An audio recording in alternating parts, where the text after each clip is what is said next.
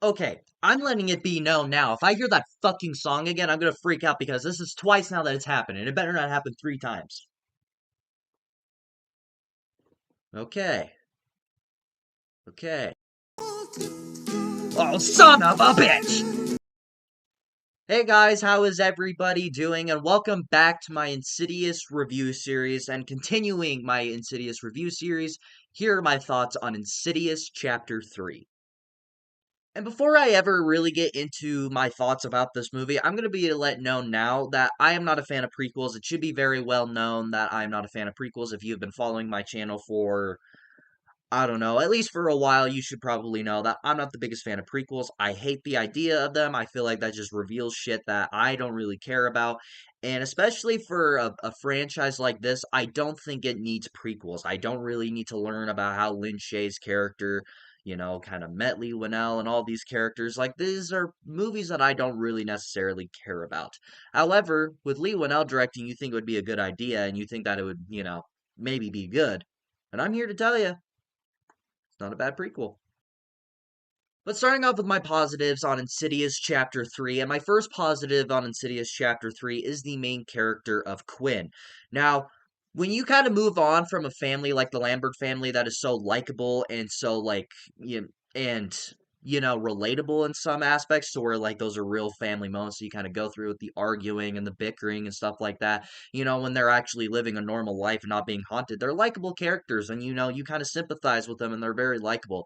And to move on from them, that's kind of hard because us as an audience, we kind of already gravitated towards them and, really hooked onto them. So to move on from them, it's going to be kind of hard to kind of capture a character that might work as a lead. And especially when you only really have one character as the main lead, it's kind of harder then. But I think the main character of Quinn is actually a very enjoyable character. I think that she is a very well written character, a very well developed character.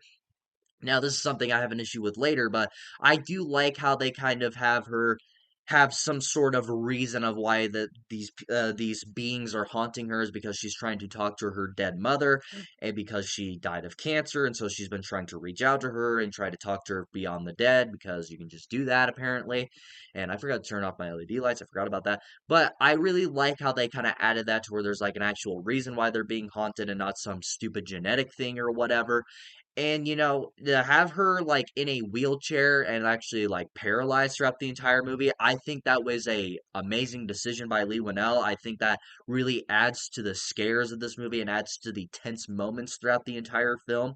And, just moments to where you actually kind of feel bad for her because, like, she's trying to get into acting school, I believe, because she does an audition. She doesn't know how well she did. I don't even think we fucking found out if she got into the school by the very end of the movie, if I'm completely honest. I can't remember.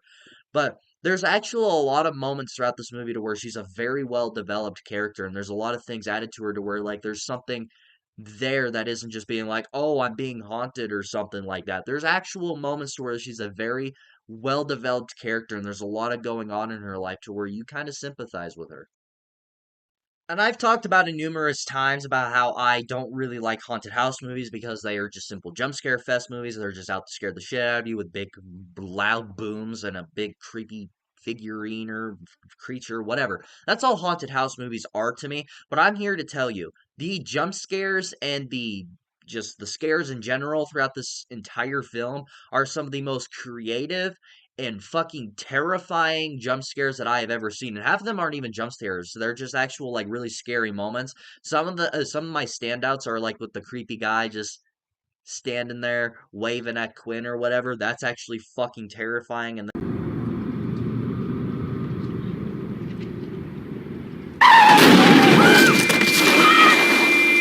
when she gets hit by the car, like that's something you don't expect coming. And just like a lot of moments where she's like knocking on the wall and she thinks it's her roommate or not her roommate, her neighbor or whatever, but the fucking neighbor's at the grandma, so he's not that's not the person who's knocking.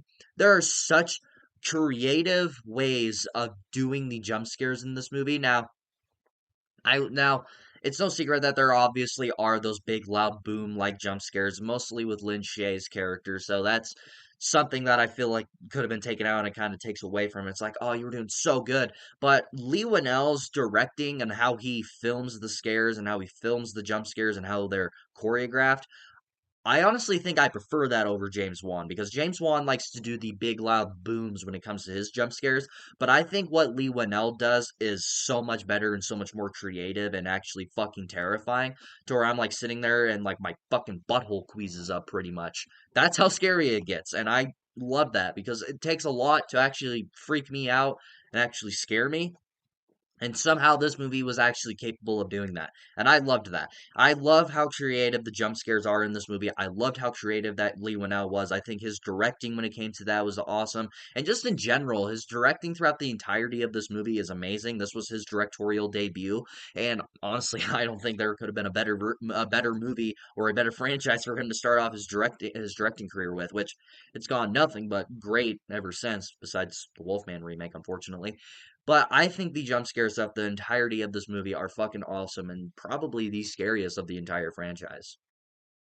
And since this is a prequel and this is following, a new character that's being haunted, obviously Lin Shaye is going to be involved because, she's not dead at this point. And, I really like seeing Lin Shaye have a bigger part in this movie and having her, and, kind of explaining her character a little bit more and kind of learning more about her to where you learn like how she has this gift where she's able to telepathically talk to the dead, but she quit doing it because it's too much of a risk.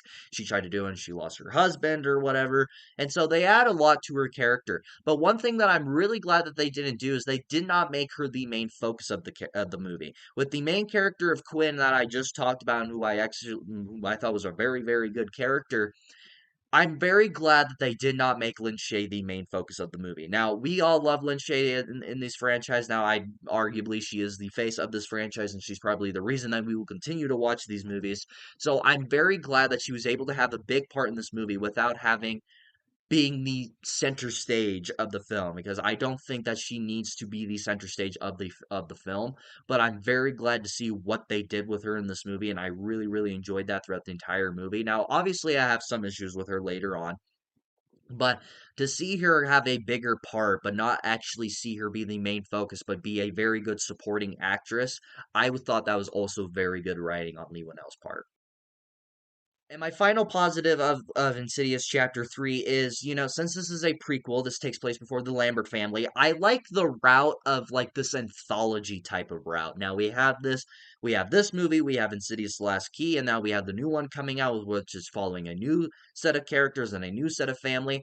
I like this anthology like route that they're going, and I hope that they can, if they do decide to make like 10 of these movies or something, I hope they go in the route of an anthology like this, to where they follow a different character, they follow a different family. Hell, it could be even more prequels. You can probably make movies of Lin Shaye's early adventures of, hauntings or whatever.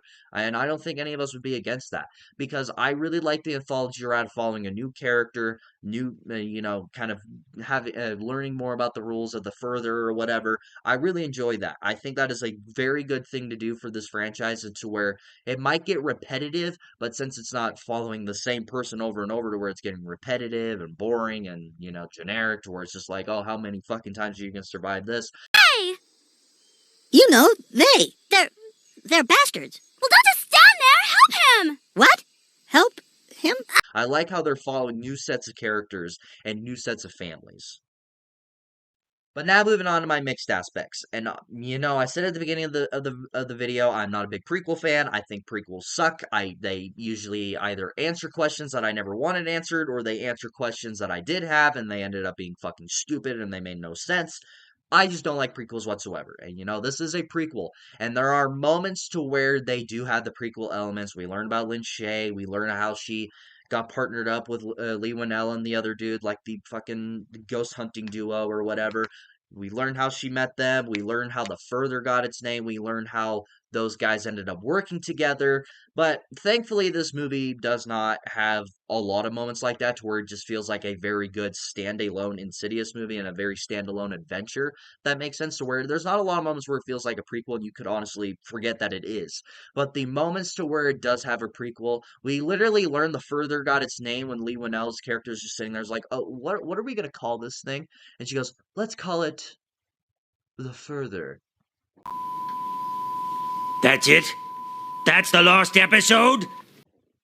really? That's how the fuck it gets its name? And then we learn how these guys like fucking started working together. And he's just like, "What do you do?" I'm the camera guy. Okay, you're gonna film everything. What do you do? Oh, I'm the journalist. I write down stuff for our videos. Okay, you're gonna draw everything I tell you. Be fast. I'm like, that's how the fuck you got that. Which I guess there's I don't know how else you were gonna explain, but it just feels so rushed. It's just like, okay, I get it. Like, you didn't even have to explain it. And even at the very end of the movie, when she's like, "Oh, we should work together. We should be ghost hunting buddies or whatever." But if we're gonna work together, you gotta have proper wear on. Well, what you would wear?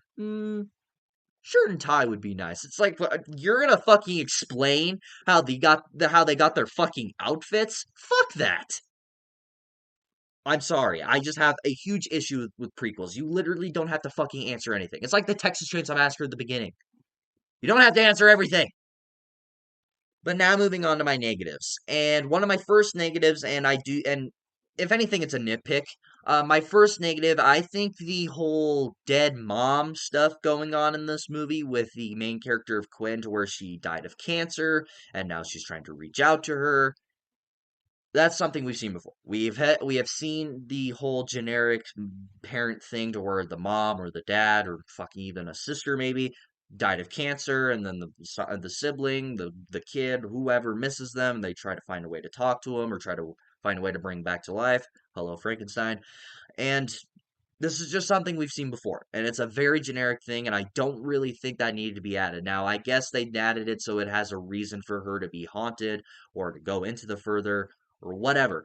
There are moments where it's like, okay, I understand why you did it, but however, at the same time, it's just like this is something I've seen before. I've seen this type of thing before in horror movies, movies just in general. I guarantee you can find any kind of horror movie on your shelf or fucking on my shelf back over here to where a dead parent died and now something goes on, or maybe it's just part of the character and their arc or whatever.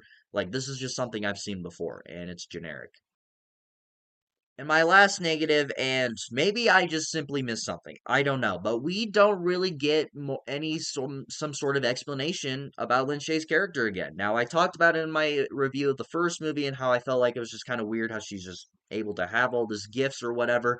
And we kind of learn a little bit more about it in this one, where we find out about the dead husband and how she tried to talk to him or whatever, and how she tried to communicate with him, and then learned how dangerous it was, so she quit doing it. She quit doing readings or whatever. So we learned stuff about that, and we learn a little bit about that, but we never learned how she's able to do it. We don't learn how she was able to get this power to talk to the dead. We don't learn, anything about that. We don't learn how she got this gift. Now, maybe the answer that we might get sooner or later, maybe in the next one when I rewatch it, maybe it's in one of the new movies or whatever. And maybe the answer that we do get might be fucking stupid, and maybe I'll regret ever saying this. Excuse me. But it gets to the point to where I'm like, you can't just know all this shit, and you can't just be a character. It's just like, oh, I was born with this gift. And I really hate that. I really hope that's not the fucking reason, because if it is, that's fucking stupid. But we're 3 movies in, and we still have not learned anything about this character, and we don't really know much but outside of the dead husband and her trying to talk to the dead after he died. And that's about it. Overall, guys, I really enjoyed Insidious Chapter 3. I think this is a very good follow-up from the Lambert family into where we're moving on from them. Now, I'm not a big fan of prequels, but I do think that this is a pretty damn good prequel because there are moments where it doesn't even feel like it. And I think if you are an Insidious fan, then I do definitely think that you will enjoy this. Now, again, I'm not a prequel guy, and that movie, and it kind of takes away a little bit of enjoyment for me just because of that. But I think this is a damn good follow-up, and if you are an Insidious fan, you might enjoy this one. So what do you guys think about Insidious Chapter 3? Have you seen it? What do you think about it? Do you like this movie? Do you not like this movie? Do you think this is one of the weakest of the franchise? Do you think this is the best of the franchise? Let me know in the comments below and we shall talk about it. And if you like this video, like it. If you love to subscribe to the bell notifications so you will get notified for all my latest videos. And of course, until my next video, I'll see you all next time.